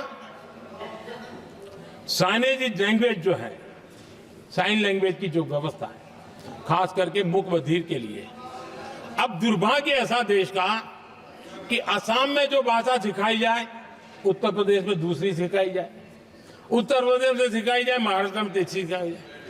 हमारे दिव्यांगजनों के लिए एक साइन लैंग्वेज का होना बहुत जरूरी था। आजादी के 7 दशक बाद भी उनको उन दिव्यांगजनों की याद नहीं आई। एक कॉमन साइन लैंग्वेज बनाने का काम हमने किया, जो आज देश के मेरे सभी दिव्यांग भाई बहनों के लिए काम आ रही है। आदरणीय सभापति जी, घुमंतु और अर्ध घुमंतु जन समूह समाज का इसके ऊपर पूछने वाला नहीं था। उनके कल्याण के लिए वेलफेयर बोर्ड बनाने का काम हमने किया, क्योंकि संविधान की प्राथमिकता है लोग, हमें उसको दर्जा देने का काम किया है। आदरणीय सभापति जी, हर कोई रेहड़ी पटरी के लोगों से जानता है। हर मोहल्ले में, हर इलाके में, हर फ्लैट में, हर सोसाइटी में सुबह होते ही वो रेहड़ी पटरी वाला आकर के मेहनत करके और लोगों का जीवन चलाने में मदद करता है। उसको बेचारे को 12-12 घंटे काम करे, रेहड़ी भी किसी से किराए पर ले ले, किसी से ब्याज से पैसा ले, किसी से सामान खरीदे, शाम को ब्याज खाओ पैसा ले जाए, बड़ा मुश्किल से अपने बच्चों के लिए ब्रेड का टुकड़ा ले जा सके। ये हालत थी। ये हमारी सरकार ने है रेहड़ी पटरी वालों के लिए स्वनिधि योजना बना करके बैंक से उनको बिना गारंटी लोन देने का शुरू किया, और आज उसके कारण, वो स्वनिधि योजना के कारण वो तीसरे राउंड तक पहुंचा है और अधिकतम लोन बैंक से उसको सामने से मिल रही है। उसकी प्रतिष्ठा का और उसका विस्तार हो रहा है, विकास भी हो रहा है। आदरणीय सभापति जी, इस देश में हम में से कोई ऐसा नहीं होगा जिसको विश्वकर्मा की जरूरत न पड़ती हो। समाज की व्यवस्था की एक बहुत बड़ी व्यवस्था बनी थी, सदियों से चली आ रही थी, लेकिन वो विश्वकर्मा साथियों के लिए कभी पूछा नहीं गया। हमने विश्वकर्मा के कल्याण के लिए योजना बनाई, बैंक से लोन लेने की व्यवस्था की, उनको नई ट्रेनिंग देने की व्यवस्था की, उनको आधुनिक टूल देने की व्यवस्था की, नई डिजाइन से काम बनाने की चिंता की, और उसको हमने मजबूत बनाने का काम किया। आदरणीय सभापति जी, ट्रांसजेंडर जिसको परिवार ने धुतकार दिया, जिसको समाज ने धुतकार दिया, जिसकी कोई चिंता करने वाला नहीं था, ये हमारी सरकार है कि इसको भी भारत के संविधान ने हक दिए हैं। उस ट्रांसजेंडर के अधिकारों के लिए कानून और व्यवस्थाएं बनाने का काम किया। उनको गरिमापूर्ण जीवन मिले, उनके अधिकारों की सुरक्षा के लिए हमने काम किया। आदरणीय सभापति जी, हमारे आदिवासी समाज इतनी सारी बातें करते, मुझे तो याद है मैं जब गुजरात का मुख्यमंत्री बना तो हमारे यहाँ उमरगांव से अंबाजी तक एक पूरा बेल्ट, गुजरात का पूर्वी हिस्सा पूरा आदिवासी बेल्ट, और एक कांग्रेस के मुख्यमंत्री आदिवासी रह चुके थे। इतने सालों के बाद भी उस पूरे इलाके में एक भी साइंस स्ट्रीम की स्कूल नहीं थी। मेरे आने से पहले एक भी साइंस स्ट्रीम की स्कूल नहीं थी। अगर साइंस स्ट्रीम की स्कूल नहीं है तो कितनी आरक्षण की बातें करो, वो बेचारा इंजीनियर और डॉक्टर कैसे बन सकता।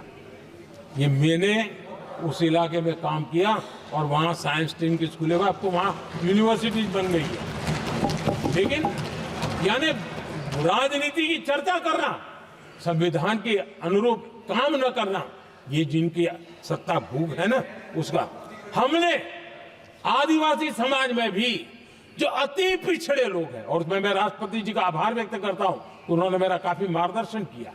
राष्ट्रपति महोदया ने मेरा मार्गदर्शन किया और उसमें से पीएम जनमन योजना बनी। हमारे देश में बिखरे बिखरे आदिवासी समाज के छोटे छोटे समूह हैं, जो आज भी उनको कोई सुविधा प्राप्त नहीं हुई थी।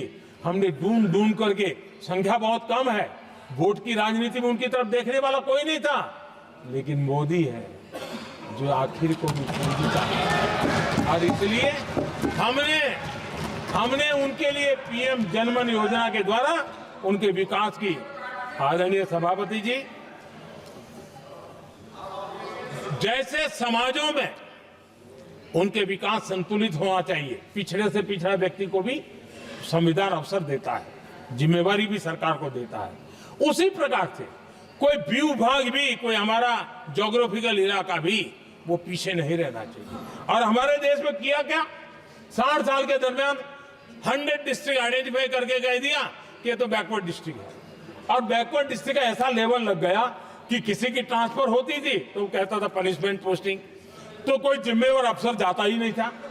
और उनकी तरह हमने पूरी स्थिति को बदल दिया।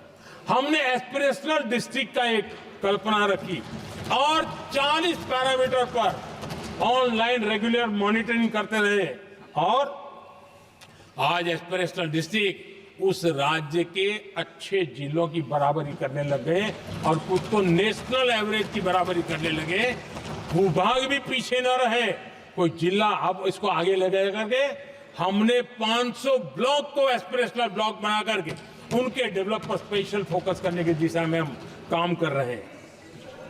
आदरणीय सभापति जी, मैं हैरान हूं, जो लोग बड़ी बड़ी कथाएं सुनाते हैं, क्या इस देश में आदिवासी समाज 1947 के बाद आया क्या? कि राम और कृष्ण थे तब आदिवासी समाज था नहीं था? जो आदिवासी समाज को आदि पुरुष वीर पुरुष हम कहते हैं, लेकिन आजादी के कई दशकों के बाद भी इतना बड़ा आदिवासी समूह, उनके लिए अलग मंत्रालय नहीं बनाया गया। पहली बार अटल बिहारी वाजपेयी की सरकार आई और उन्होंने अलग आदिवासी मंत्रालय बनाया, अलग आदिवासी विकास और विस्तार के लिए बजट दिया। आदरणीय सभापति जी, हमारे माछीमार समाज, मछुआरा समाज, क्या अब ये भी आया है क्या? क्या उनकी नजर नहीं गई आपकी? इन मछुआरा समाज के कल्याण के लिए पहली बार हमारी सरकार ने आकर के अलग मंत्रालय बनाया फिशरीज का। उनके कल्याण के लिए अलग से हमने बजट दिया, समाज के इस तबके की चिंता की। आदरणीय सभापति जी, मेरे देश का छोटा किसान, उसके जीवन में सहकारिता एक मुख्य अंग है। छोटे किसान की जिंदगी को सामर्थ्य देने के लिए सहकारी क्षेत्र को जिम्मेवार बनाना, सहकारी क्षेत्र को सामर्थ्यवान बनाना, सहकारी क्षेत्र को बल देना, इसकी महात्मा हम समझते हैं, क्योंकि छोटा किसान, उसकी चिंता हमारे दिल में थी और इसलिए हमने अलग सहकारिता मंत्रालय बनाया। हमारी सोचने का तरीका क्या है? हमारे देश में नौजवान है, पूरा विश्व आज वर्कफोर्स के लिए तरस रहा है। देश में डेमोग्राफिक डिवीजन लेना है तो हमारे इस वर्कफोर्स को स्किल बनाना चाहिए। हमने अलग स्किल मंत्रालय बनाया ताकि दुनिया की आवश्यकता के अनुसार मेरा देश का नौजवान तैयार हो और विश्व के साथ वो अपने आगे बढ़े। आदरणीय सभापति जी, हमारा नॉर्थ ईस्ट इसलिए कि वहां वोट कम है, सीटें कम है, इसकी कोई परवाह नहीं है। यह अटल जी की सरकार थी जिसने पहली बार नॉर्थ ईस्ट के कल्याण के लिए डोनियर मंत्रालय की व्यवस्था की और आज उसका परिणाम है कि नॉर्थ ईस्ट के विकास की कि नई चीजों को हम प्राप्त कर पाए। इसी के कारण रेल, रोड, पोर्ट, एयरपोर्ट ये बनने की दिशा में आगे बढ़ रहे हैं। आदरणीय सभापति जी, आज भी दुनिया के देशों में लैंड रिकॉर्ड के लेकर के समृद्ध देशों को भी कई संकट। हमने गांव के हर सामान्य व्यक्ति को अपना लैंड रिकॉर्ड, उसके घर की मालिकीन का हक के कागज नहीं है, उसके कारण उसको बैंक से लोन चाहिए हो, कहीं बाहर जाए तो कोई कब्जा कर लिया, एक स्वामित्व योजना बनाई और देश के गांव के ऐसे समाज के दबे कुचले लोगों को वो कागज हम दे रहे हैं जिसके कारण उसका मालिकी हक बन रहा है। वो स्वामित्व योजना एक बहुत बड़ा दिशा निर्देश है। आदरणीय सभापति जी, इन सारे कामों के कारण पिछले 10 वर्ष में हमने जो प्रयास किया, हमने जिस प्रकार से गरीब को मजबूती देने का काम किया है, हमने जिस प्रकार से गरीब के अंदर एक नया आत्मविश्वास पैदा किया है और एक सही दिशा में चलने का परिणाम है कि आज इतने कम समय में मेरे देश के 25 करोड़ मेरे गरीब साथी गरीबी को परास्त करने में सफल हुए और हमें इस बात का गर्व है। और मैं संविधान निर्माताओं के सामने सर झुका करके कहता हूं, जो संविधान हमें दिशा दे रहा है उसके तहत मैं ये काम कर रहा हूं। और मैंने, आदरणीय सभापति जी, जब हम सबका साथ सबका विकास की बात करते हैं, वो नारा नहीं है, वो हमारे आर्टिकल ऑफ फेथ है। और इसलिए हमने सरकार की योजनाएं भी बिना भेदभाव को चलाने की दिशा में काम किया है और संविधान हमें भेदभाव की अनुमति नहीं देता है। और इसलिए हमने आगे चल करके कहा है सैचुरेशन, जिसके लिए जो योजना बनी है उसका लाभ उन लाभार्थी को 100% लाभार्थी को मिलना चाहिए। ये सैचुरेशन अगर सच्चा सेकुलरिज्म को है ना, तो ये सैचुरेशन में है। सच्चा सामाजिक न्याय अगर किसी में है तो ये सैचुरेशन 100%, 100% उसको बेनिफिट जिसका हक है मिलना चाहिए, बिना भेदभाव के लिए मिलना चाहिए। तो ये भाव लेकर के हम सच्चे सेकुलरिज्म को और सच्चे सामाजिक न्याय को लेकर के जी रहे हैं। आदरणीय सभापति जी, समाधान के हमारे एक और स्पिरिट भी है और हमारे देश को दिशा देने का माध्यम, देश को का चालक बल के रूप में राजनीति केंद्र में रहती है। आने वाले दशकों में हमारा लोकतंत्र, हमारी राजनीति की दिशा क्या होनी चाहिए, आज हमें मंथन करना चाहिए। आदरणीय सभापति जी, कुछ दलों की राजनीतिक स्वार्थ और सत्ता का भाव, मैं जरा उनसे पूछना चाहता हूं, क्या वे कभी अपने आप को, और मैं सभी दलों के लिए कह रहा हूं, उधर और इधर ये मेरा विषय नहीं है, ये मेरे मन के विचार है जो मैं इस सदन के सामने रखना चाहता हूं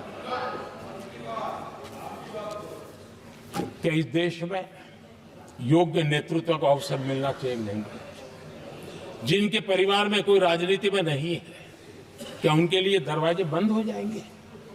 क्या देश को, लोकतंत्र के स्पिरिट को परिवारवाद ने गहरा नुकसान किया है कि नहीं किया है? क्या परिवारवाद से भारत के लोकतंत्र की मुक्ति का अभियान चलाना ये संविधान के तहत हमारी जिम्मेवारी है कि नहीं है? और इसलिए समानता के सिद्धांत की बात कहे, अवसर की बात कहे, हिंदुस्तान के हर किसी को,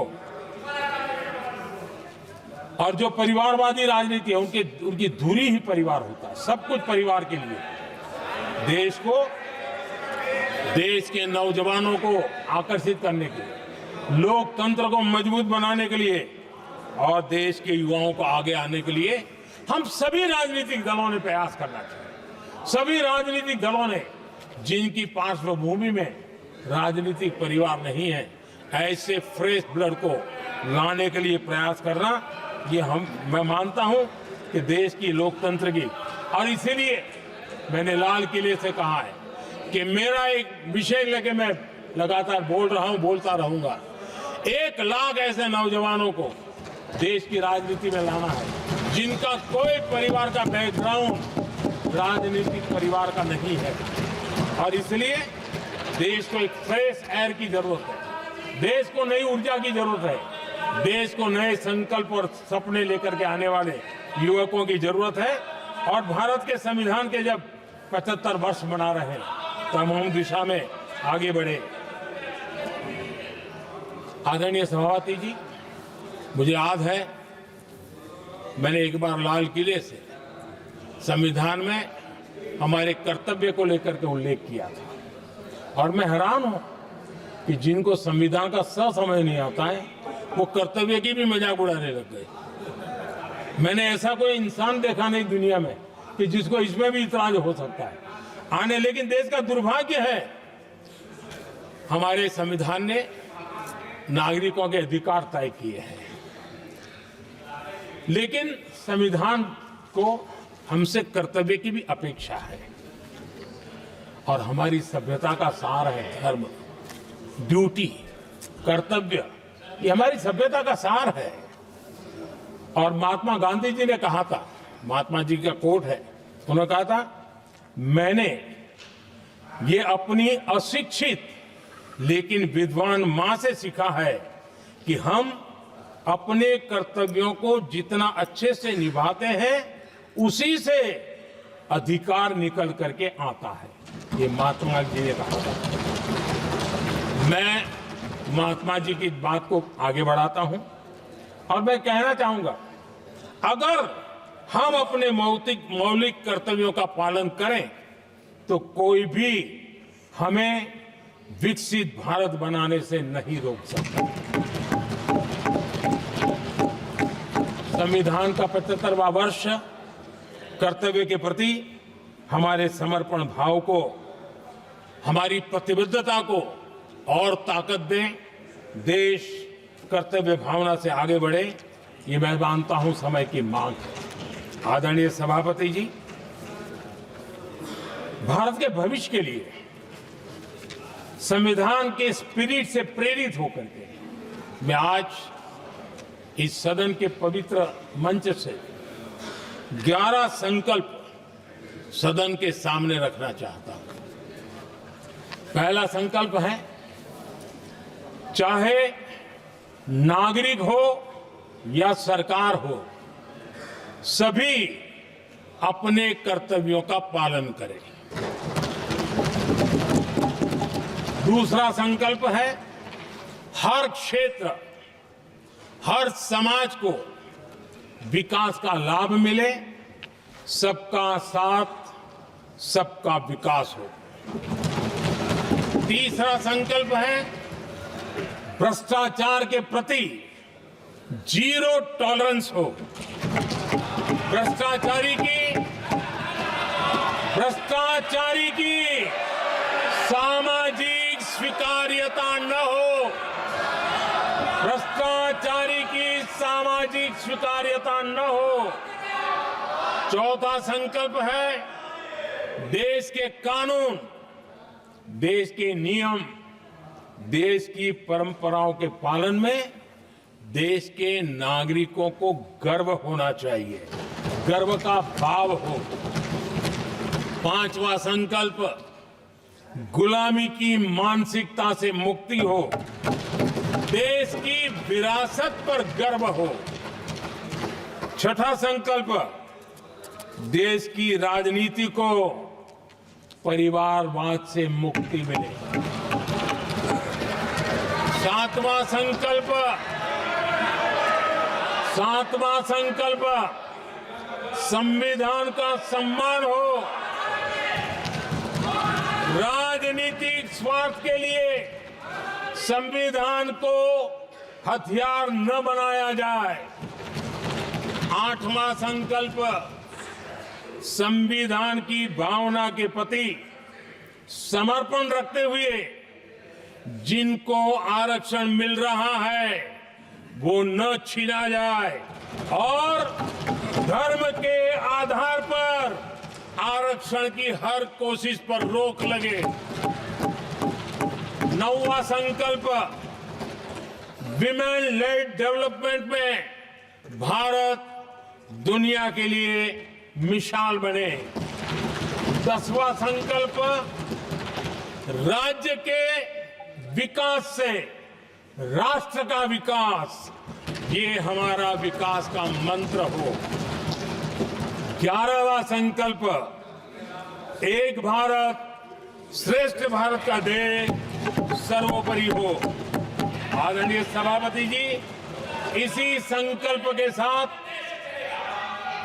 हम सब मिलकर के अगर हम आगे बढ़ते हैं तो संविधान की जो निहित भावना है, वी द पीपल, सबका प्रयास, हम इसी मंत्र को लेकर के आगे चले और विकसित भारत का सपना इस सदन में बैठे हुए सबका तो होना ही चाहिए। 140 करोड़ देशवासियों का सपना जब बन जाता है और संकल्प लेकर के जब देश चल पड़ता है तो इच्छित परिणाम लेकर के रहता है। मेरा 140 करोड़ देशवासियों के प्रति मेरी अपार श्रद्धा रही है।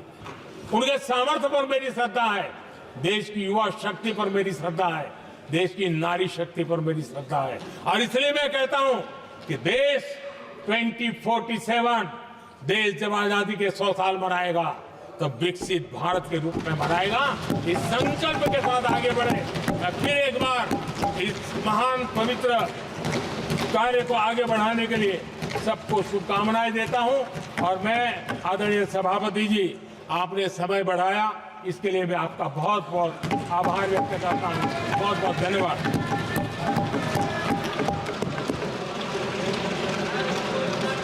सभा की कार्रवाई